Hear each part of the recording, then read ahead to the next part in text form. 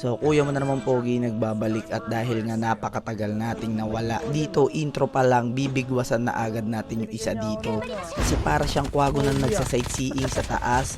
'Di ba? Binigyan niya tayo ng board ganun siya kabait. So dito intro pa lang.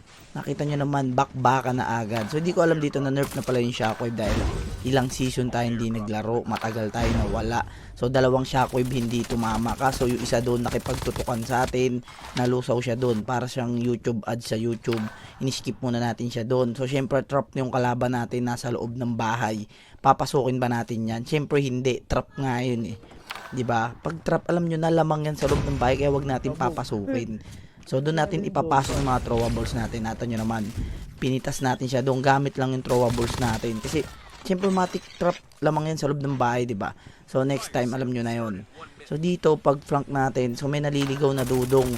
Ayan, tinutukan natin, tumakbo siya kasi para siya nakakita ng multo. Dito ang bilis niya mag-board. So syempre bubuntutan natin yan. So since na-nerf na yung shockwave, hindi na pala pwede yung mga ganitong moves. Nakaligtas sa shockwave kaso hindi nakaligtas sa bala natin kasi may magnet yun eh. Hinabol siya ng bala natin. So dito pag out natin doon, and then nakugulat tayo, may nakasalubong tayo unggoy. So hindi natin alam saan siya nag-rewind. So nasa baba, kaya pinektosan na natin yan. Diba? Galing pa tayo sa area ng partida. Nalusaw siya doon. So magpupush na naman ng pogi. Meron na naman sa front. So syempre bibigwasan ulit natin yan. So pagkadali natin dito, syempre magpupush na naman tayo dyan. So mag-rotate lang tayo na mag-rotate. So dito may nagbabakbakan, nagpapatayin silang dalawa, hindi nila alam sasali na yung pogi. So yung isa dito tatakbo na kaso wala, napatid siya doon. Kinunyata natin, pinabalik na natin siya sa lobby dyan. So dito may footstep na naman. So bumalik tayo doon sa kanini kasi ang kukulit nila. Para silang may mga mattress kasi nanganganak. Hindi sila nauubos. Yung isa doon lumipad, pati yung kaluluwa niya lumipad din.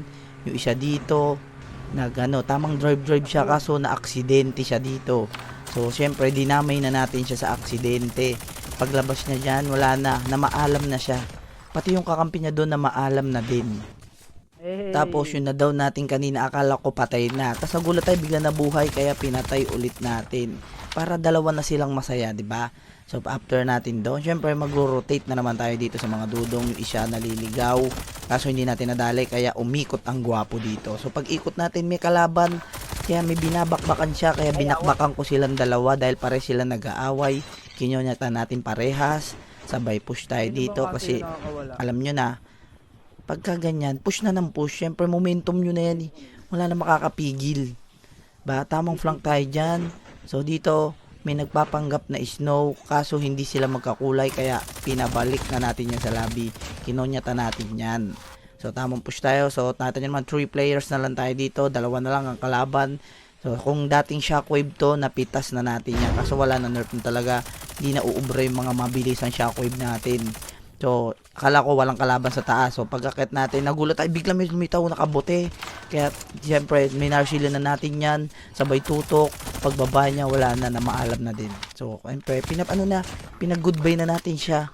Pinabalik na natin sa lobby. So siyempre ang last guy, alam nyo na pag last guy, wala na, kabado na yan. Kumbaga ba sa yung isang egg niyan, wala na, mapipisak na. Siya nag-push na tayo dito kasi panggap siyang box, naghagis ng mga dogs. Yung dogs lumabas pero siya nawala. Diba? Kinonyata natin kaya tinapos agad natin yung laban. Ganun lang ka-basic. Kaya kung natapos mo tong video na to, make sure na mag-follow na kayo. And then, everyday na ulit tayo may live. So, kita-kits na lang tayo sa live natin. And then, kita-kits na lang sa susunod na video. Bye-bye!